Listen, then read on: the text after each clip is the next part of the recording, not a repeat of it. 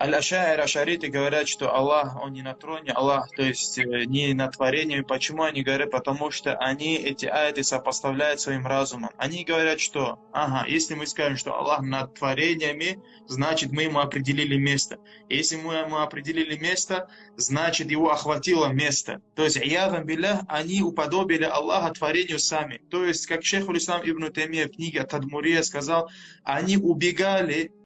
YouTube әлеуметтік желісінде Умар Абу Амир атты уағызшы «Где Аллах» атты видеосында Алла таққа орналасты деп белгі бір мекен береді.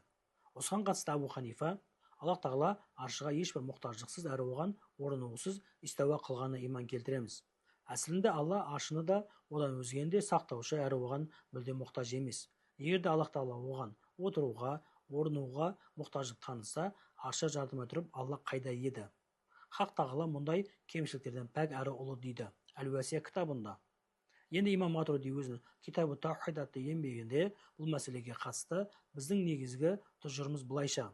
Шынында Аллах тағала оған еш нәрсе ұқсамайды дей келе өзінің жаратылғандарға ұқсаудан тия отырып, Аллах тағалаға сипаттарында да істерінде де өзге жаратылыстарға ұқсаудан аулақ.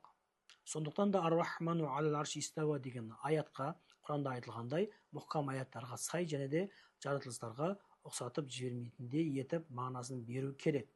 Өйткені бұл жайында бұйрық Құранда келген және де ақылда соны құптайды.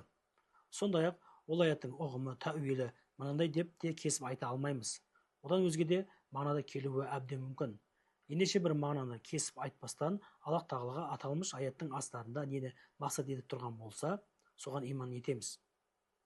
Құран кәрімде истауа сөзі үш түрлі мағынада қолданылған. Жоғарылау, кемелденіп, жетілу және де жаратуды діттеу. Төртінші мағынасы ретінде билігіне алу дегенде қосса болады дейді. Қорыта келе, Аллах тағала белгі бір мекенге және де уақытқа тәуелді емес. Аллах тағалаға мекен беру дұрыс емес.